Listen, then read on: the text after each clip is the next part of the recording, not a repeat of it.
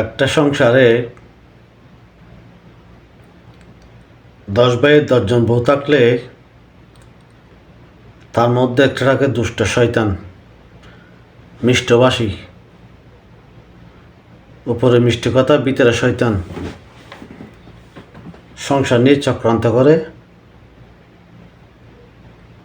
বউদের নিয়ে চক্রান্ত করে সবার মধ্যে প্যাঁচ লাগিয়ে দেওয়ার চেষ্টা করে। আর এখানে 10 জনের মধ্যে যদি একটা নতুন বউ আসে, ওই দুষ্ট বউটা ওই নতুন বউটাকেও সাথে নিয়ে বিভিন্ন বিভিন্ন পরামর্শ দেয়, বিভিন্ন দুষ্ট বুদ্ধি দেয়, যাতে সংসারের মধ্যে ঝগড়া লেগেই থাকে, একটা না একটা সমস্যার সৃষ্টি হয়ে থাকে। এটা হলো শয়তানের কাজ। ঠিক বর্তমানে বাংলাদেশের রাজনীতিতে এই অবস্থা চলতেছে। এই নতুন বউটা হলো এনসিপি। জুলাই গণঅভ্যুত্থানের পর প্রথম সারির যারা নেতা ছিল, তাদের ভূমিকা ছিল অত্যন্ত প্রশংসনীয়। জুলাইয়ের স্পিডটা যখন নির্বাচন সামনে আসতে থাকলো, যখন জুলাইয়ের স্পিডটা কমতে থাকলো, তখন তারা যে দল গঠন করলো, সেই দলটাকে নষ্ট করার জন্য সেই নতুন বউকে পুরনো একটা বউ শয়তান বিভিন্ন কুবুদ্ধি দেয়। সেই দুষ্ট বউটা এই এনসিপিকে কূটবুদ্ধি দেওয়া শুরু করলো, বিভিন্ন ধরনের শয়তানি চক্রান্ত শুরু করলো। আর এনসিপি এই দুষ্ট বউর দোকায় পড়ে বিভিন্ন রাজনৈতিক দলের অনেক গণ্যমান্য ব্যক্তিবর্গ, গণ্যমান্য নেতৃবৃন্দ এবং বিভিন্ন দল সম্পর্কে তারা তীব্র ক্ষোভ ও মনের মধ্যে একটা হিংসামূলক প্রতিযোগিতা সৃষ্টি করলো, একটা প্রতিপক্ষ সৃষ্টি করলো। বাংলাদেশের সমস্ত দলকে তারা প্রতিপক্ষ বানিয়ে ফেলল। কথার লাগামহীন কথাবার্তা, লাগামহীন মন্তব্যের কারণে, অর্থাৎ দুষ্ট বউয়ের প্ররোচনায় তাদের এখন অস্তিত্ব সংকটের মুখে পড়ছে।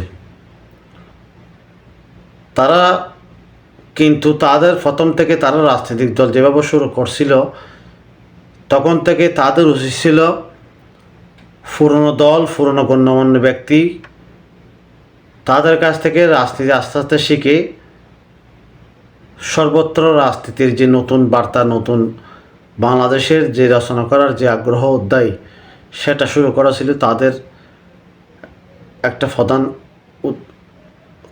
কাজ ছিল তাদের সেটা। কিন্তু তারা সেটা না করে তারা বিভিন্ন দলকে প্রতিপক্ষ বানিয়ে বিভিন্ন মন্তব্য, নেগেটিভ মন্তব্য, মুখে যা ইচ্ছে তাই লাগামহীন কথাবার্তার কারণে তারা নিজেরাই এখন ধ্বংসের দিকে পরিণত হচ্ছে। কিন্তু আস্তে আস্তে তারা সমগ্র বাংলাদেশে একটা তুমুল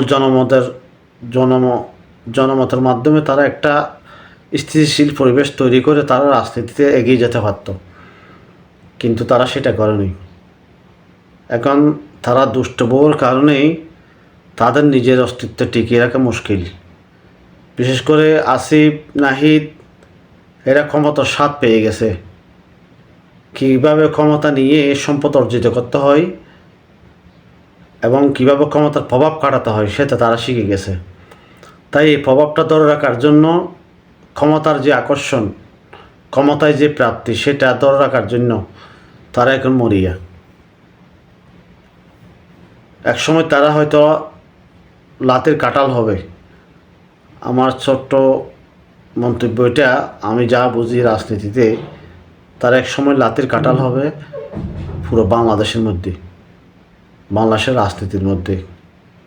কারণ হলো তাদের লাগামহীন কথাবার্তা, লাগামহীন মন্তব্য, উচ্চ যারা মানসম্মানের ব্যক্তিবর্গ, নেতৃবৃন্দ আছে তাদের সাথে বেয়াদবি, এটা তাদের পতনের প্রধান কারণ হবে বলে আমি মনে করি।